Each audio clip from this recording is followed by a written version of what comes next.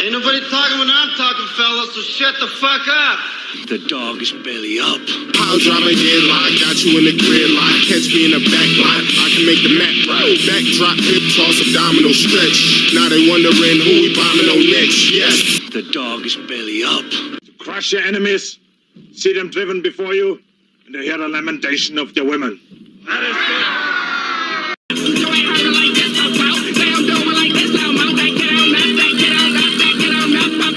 Oh, Stephen, there's one more thing I had to mention. What is it? I love you. The dog is belly up. If they don't give me proper credit, I just walk away. Patos locos forever. Forever! Forever.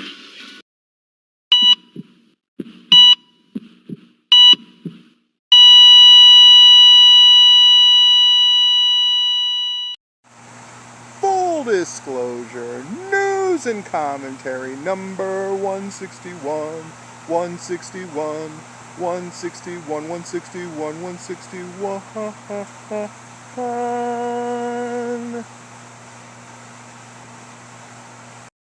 What's going on? Full disclosure 161. Now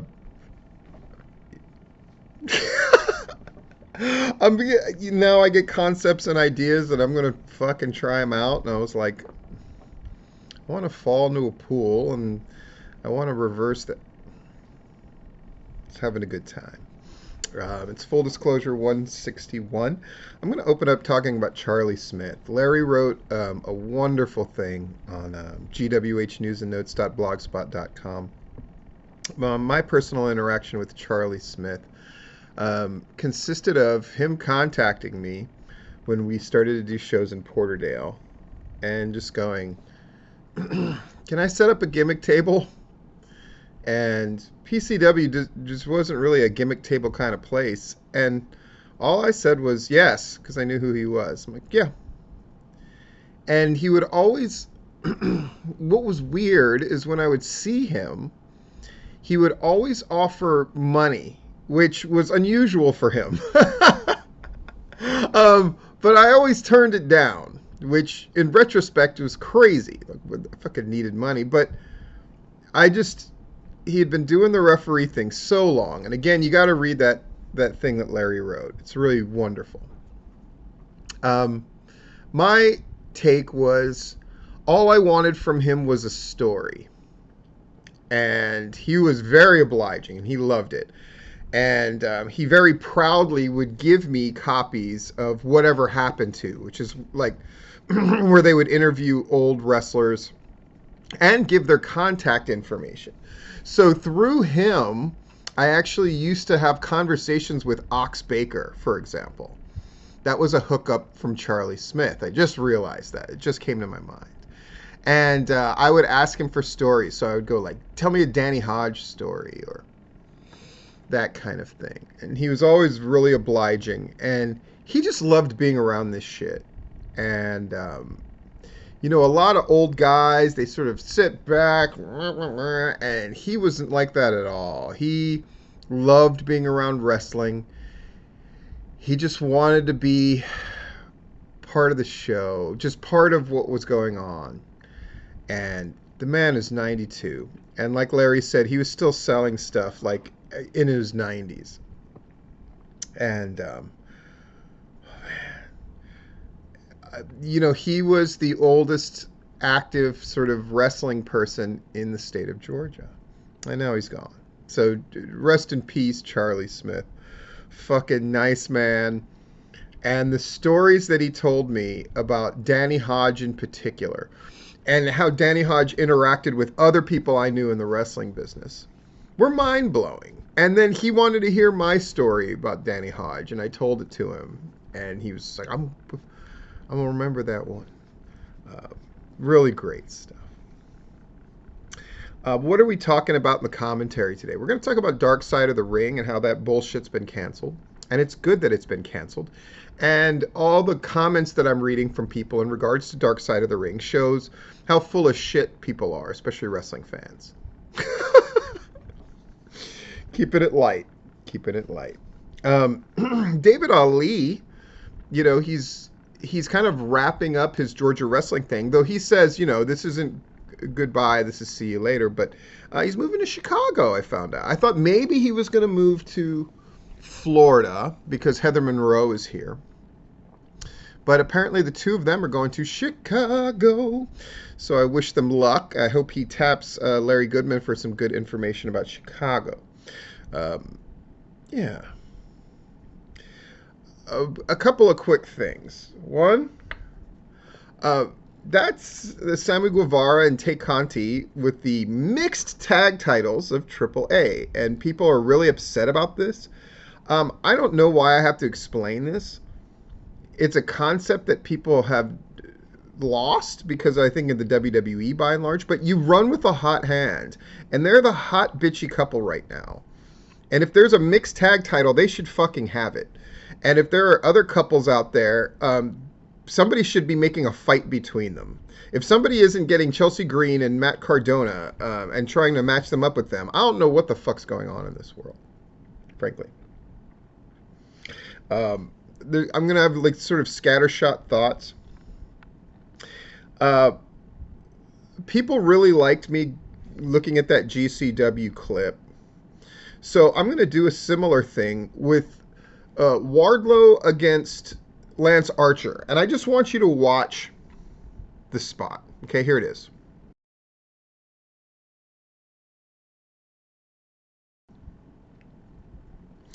And now I want you to watch it with this in mind. Wardlow has never done a move like this before. Look how flawlessly it's executed.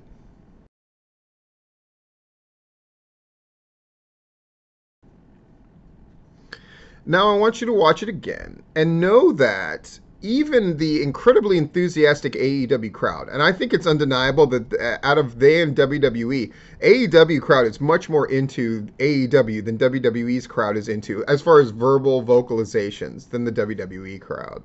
But they didn't really react to this.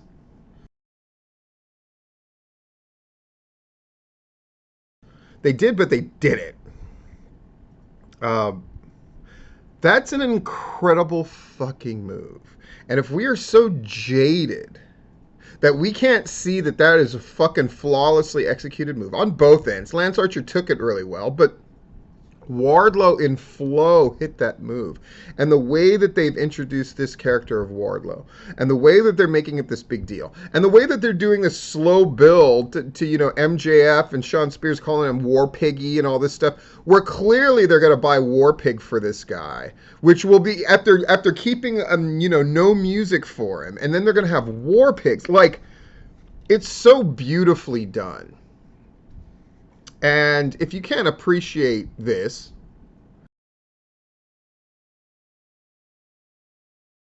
I don't know what the fuck to tell you. You need to knock some of that jaded off of your shit. If you're a wrestling person or a wrestling fan, like, the fuck.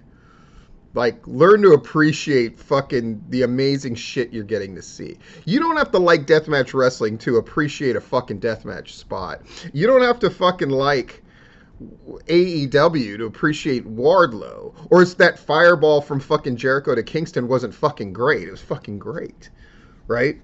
Jesus Christ. Yeah, let's look at some of the things. It wasn't a huge weekend of shows, but shows did happen and people are sending in their reports. IWN continues to do shows. I'm always glad to see Exotic Youth and Owen Knight getting work, and Austin Towers doing his thing, and Skrilla and all of that stuff. You know, there's the unofficial attendance of 100. That means fucking 75. IWN, obviously they've lost their money mark, and that is what it is. But they continue to do shows, and it's great for the Georgia guys to try to hold that show up, and that's exactly what they're doing. GIPW continues to run. 60 people watching that show. And 2 reports on Battle Slam Vendetta. Super cool. Larry Goodman loved the show. Jabari, again, love seeing reports from Jabari, who apparently is going to report on Action. Larry Goodman's going to go to Southern Honor. Super cool stuff. I love the notes, the Puerto Rico, Lucha Libre, and Southeastern News. If you're not reading that on gwhnewsandnotes.blogspot.com, you need to. Really great. GCW, only 85 fans, but I thought that it was really cool how they mentioned that they had a rope break, but Jimmy Ox and the crew fixed it all up super quick. I've started putting up that feature, What's Worth Watching This Week in Wrestling, the W5.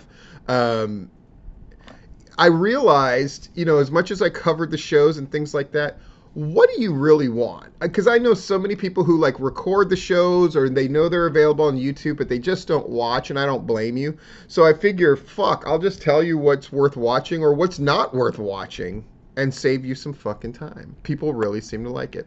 Cool. Then I'm happy to do it.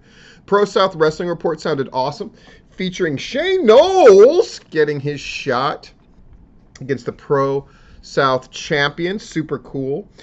Shane Knowles is going to be a guest on the Tipping Point, where he's going to get to talk about Peach State Wrestling and its importance. It is Georgia wrestling history, and it's why when Larry, all the reports going up are amazing from the various correspondents. Tipping Point is in July, going to celebrate its 8th year of me and Larry doing Tipping Point. And we need to chronicle the important things as they happen. Now, some people don't want that, or they're mad at Larry. Who the fuck is mad at Larry? But whatever. But Shane Knowles, I realized Peach State is so important, and I want to talk about it. So that's what we're going to do. Speaking of Shane Knowles, by the way, I am declaring him a champion. You will hear at the end of this analysis what champion he is. And I challenge you, viewers of Full Disclosure, if you think you can fucking beat him for this title that I am awarding him based on this clip, you are fucking welcome to try. All right, what's going on? We're going to take a look at this video. It's very intense. Let me say right off the bat that Shane Knowles, who's going to be one of our guests on Tipping Point tomorrow night, I want to say at the beginning of this clip a couple of things. One, his choice of shorts here. It may seem regrettable to some, but he is bowling. And these shorts do 2 things that are very important. One, they provide comfort. Actually, let's say it's 3 things. 2, it provides a place for him to sort of tuck in his shirt, but not really tuck in his shirt. It's sort of like the mullet of shirt wearing, where it's I'm casual and I'm bowling, but it's also I'm all business at the same time. It also does a 3rd thing that's very important. Look at the calf development of Shane Knowles. Got a little calf muscle action there, and he is good to go. Now, right from the jump, my man is taking that ball, going behind his back, and then dropping it between his legs.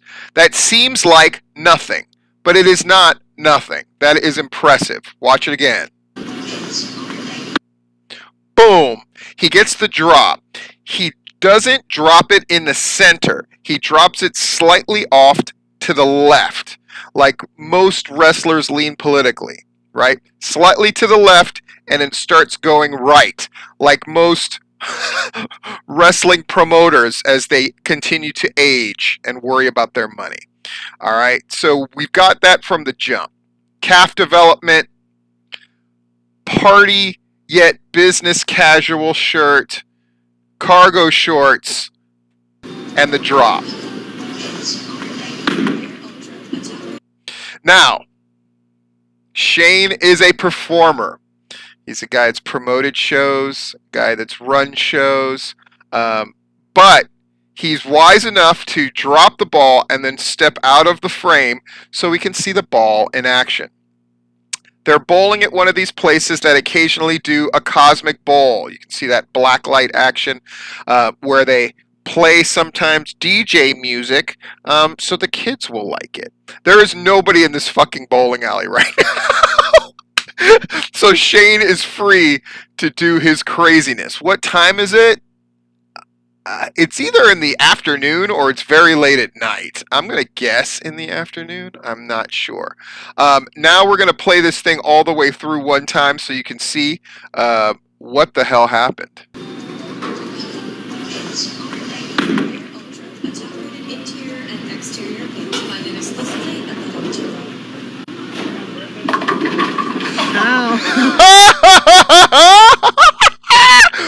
The best part, besides the genuine joy and elation, by the way, look at this body language. Now you can see how untucking in the shirt is great. Ripple effects around the muscles. Cargo shorts happening. Genuine look of happiness, right? The fists of triumph.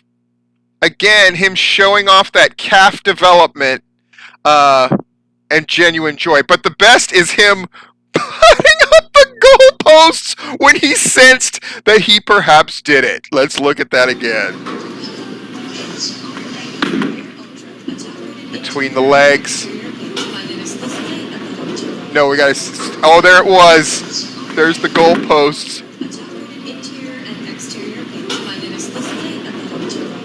Bang! And boom. I will say that the reaction from the person filming this, a tad understated. We talked about that with wrestling fans in general, how they tend to understate things. That was kind of a fucking no-sell. If I'm Shane Knowles, I'm not happy about that fucking no-sell. But it was absolutely perfect. We're going to watch it one last time and then get back to it. Oh my gosh.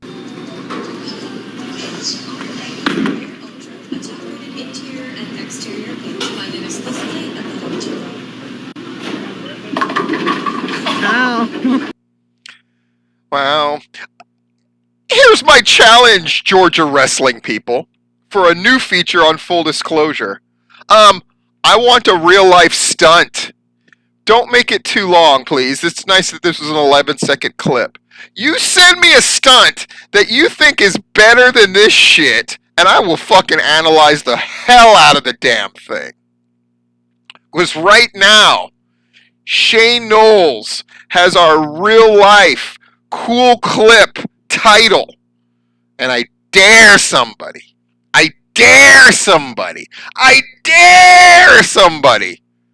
to take it from him. I don't think you can. You ain't beating that shit. You gonna do some cool ass shit? You gonna do some shit cooler than that? Are you scared? Are you scared with your bitch ass? Full disclosure. Sorry. People are like, man, you're doing all kinds of crazy shit on Full Disclosure. I am. I am indeed. And I fucking challenge you to come get that shit. Oh, shit. So that was Pro South. KLT results 380. Then they're in the new building. Warn out! And then the passing of Charlie Smith. Big weekend coming up. We got action. We got Southern Honor. I'm sure Southern Fried's got something around the corner. I saw highlights of a match from PCW of Nauseacism against Todd Sexton, and it looked fucking awesome. Just so much great shit coming out. And then on the 14th, bro, I'm going to be at IWE. And that card looks absolutely insane. I'm going to go over it more next week. But I'm going to be there, and I'm excited because I'm bringing the kids. The kids have not seen me in action running a wrestling show in a very long time. So they'll see me backstage, and, you know, they know how to act for sure. I mean, my God, they've literally grown up around pro wrestling. I mean, they've grown up around, you know, fucking eating dinner with Xavier Woods or hanging out with Davy Richards and whoever he was married to at the time. And, you know, for them it's very normal. And they're excited about the road trip and all that kind of stuff. So that's going to be exciting. But we're going to talk more about that next week. We need to talk about the commentary. Dark Side of the Ring. So 3 seasons, and now it is canceled. And the guys who are in charge and created Dark Side of the Ring are apparently going to do another series in conjunction with The Rock about wrestling territories, which is very cool. Apparently they've already gathered some people to talk about Mid-South, which is my favorite promotion of all time, Mid-South / UWF. So that's really exciting. But Dark Side of the Ring, people were like, oh, I really love that show. Well, you didn't fucking watch it, at least not on Vice, because the ratings for that thing dropped tremendously. They went from 600,000 to sometimes upward close to 800,000 viewers per episode, making it Vice's #1 show by a long shot. And in this last season, they would have episodes that got, like, good Impact Wrestling numbers, like 100 and something thousand. Now, with more people watching, one of their big mistakes was putting their shit on YouTube in conjunction with the television show. So people are like, oh, I'll just watch it on YouTube. That's what happened to the Plane Flight from Hell episode that people think is the reason the show got canceled. The show got canceled because nobody was watching the shit on fucking Vice. And it wasn't worth the money that they were investing into that show. But more than that, there were also complaints of like heavy manipulation to tell an agenda-driven narrative. But I think there's something else that Dark Side of the Ring revealed that's probably going to get me in a lot of trouble for talking about, but I'm going to fucking talk about it. The Grizzly Smith episode, where we found out that Grizzly Smith molested and used a number of young girls, I'm talking 14 years old, that he would take on the road with him, use sexually, and he had a history of sexually abusing family members, and all the rest of this. But I want to talk about these 14 and 15-year-old girls that he would pick up, take on the road trips with him, have around him in the locker rooms, have with him, and the blissful, stupid ignorance is the best case scenario. So guys like Jim Cornette and others who witnessed this shit stammer and try to explain how, well, we didn't know. Because the truth is this. They knew. And everybody talked about it. And yes, standards were different, but it all came down to this simple thing. And it's one of those things that has changed about pro wrestling for the better. And that's people wouldn't stand for that fucking shit anymore. But they stood for it then. And it's indefensible. Season 3 of Dark Side of the Ring was no fun at all. Yes, they were covering harsh but you're like, Steve, what's fun about Brian Pillman Jr.'s fall or Brian Pillman's fall and Chris Benoit? But there's aspects of their career that it invoked, and they did multiple part stories. An Owen Hart tragedy, but you know, it invoked memories of Owen Hart, right?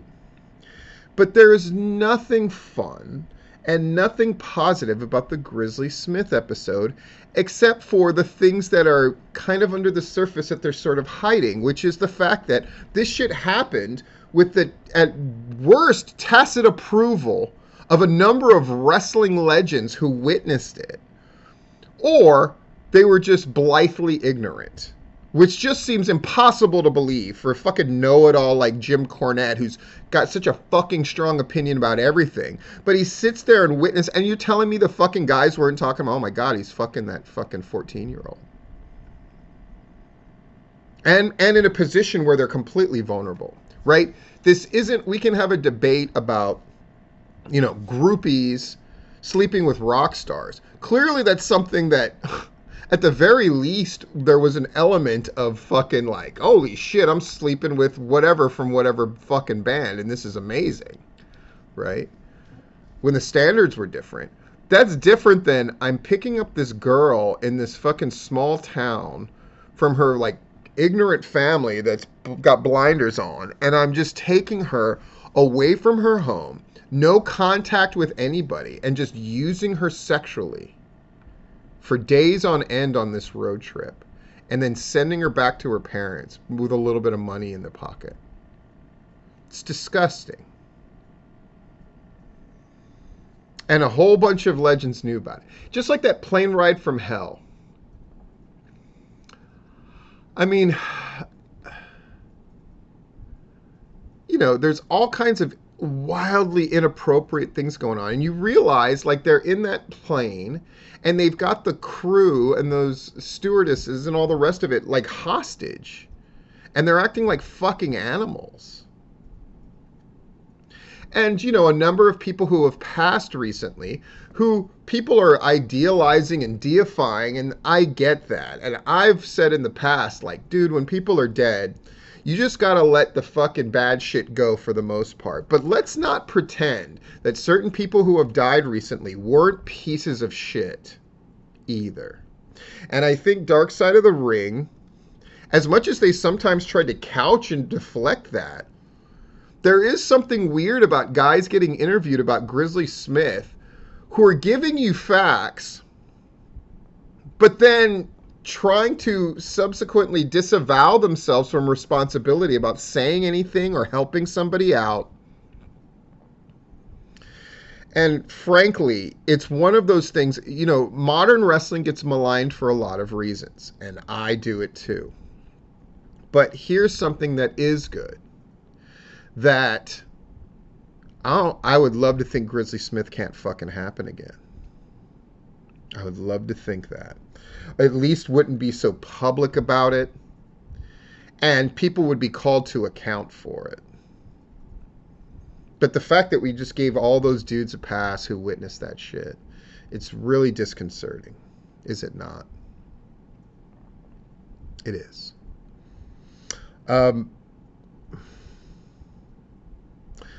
I will say this, that certain people have dealt with the controversies that have come up in the last few years incredibly effectively. I'm thinking of somebody in particular who it was pointed out that got a young female wrestling trainee in his truck and basically said, we're going to go to a hotel and fuck. And the fact that people still claim that dude and nothing happened as a result of it, because when that information came out, it came out in spite, right? It came out because the person being accused of doing these horrible things and saying these horrible things to young women in a truck made fun of the other guy. And so that guy revealed that information. So it all came across as vindictive and not accurate and all that stuff. But that shit fucking happened. And you look at the details of that story and what the girl said and how other people have validated it. It's fucking disgusting. But Dark Side of the Ring is done, and it fucking wore out its welcome, in my opinion. And I personally love the stories. Yeah, I loved hearing about FMW and Onita, and I was around for some of that shit, and but nobody fucking cared. Nobody really watched it. Not enough to support a thing. Now, you got to understand, for someone like me, when I was growing up, anything pro wrestling related in any way, shape, or form, in any kind of mainstream whatever, I fucking consumed, no matter how shitty it was. Body Slam, the movie, what? Like, you just fucking consumed it. And now there's so much stuff with heels and fucking this, that, and the other. But not all of it's going to work, and not all of it should survive. And I say this about television all the time. Nothing should be around forever because it just wears out its welcome. WWE what? But wrestling can also continue to reinvent himself. And I'm certainly looking forward to a series about the territories. And I'm also looking forward to that series lasting 1 or 2 seasons tops and then wearing out its fucking welcome. Because at the end of the day, catering your television to people my age, let's be real, it's not as effective as catering it to people who are younger. And people who are younger may not have an interest in hearing a rather dry take on Mid-South territory. And it'll be a cursory, spurious take as well. A 1 hour show, even 2 1 hour shows on each territory isn't going to cover a fraction, a tiny fraction of the fucking cool stories and all the rest of it, or be able to put things in context. You get 3 or 4 guests talking about it, they're not going to give you a nice rounded view. They're just not. So I encourage you to read, right? There's a number of wrestling books that are out. Here's 5 books that if you haven't read them, you ain't shit. The Gary Hart book. By the way, as far as the Gary Hart book, which if you want to buy a copy of the first edition, it's now in the $1,000 range. But contact me as far as the Gary Hart book goes. I'll just say that. If you haven't read the Gary Hart book, if you haven't read Mick Foley's first book, if you haven't read Chris Jericho's first book, if you haven't read Bret Hart's book, you really have done yourself a disservice. If you haven't read, you know, Extreme Unauthorized ECW Story, if you haven't read Rise and Fall of WCW, these are the wrestling books that you need to have consumed. I'm just looking at my bookshelf right now. The Heels, I'm currently going through again. Queen of the Ring, I'm going through again. Something else I was going to do for this full disclosure, but I'm going to save it for, it's either going to be a separate video or I'm going to save it for the next one, was there's this list going on, like, you know, who's the greatest wrestler of all time? Who's your favorite wrestler of all time? And I realized looking at everybody's lists that, man, they're people have really shitty and narrow taste. So I'm going to reveal mine, my dark side of my list. In any case, have a fucking great time. I got a lot of shit to throw in this video, so I'm just going to go ahead and end it here. But I got to bust this out because my kids organized my fucking shirt, so I found this. Go fucking enjoy your life, and I will see you soon. This has been Full Disclosure.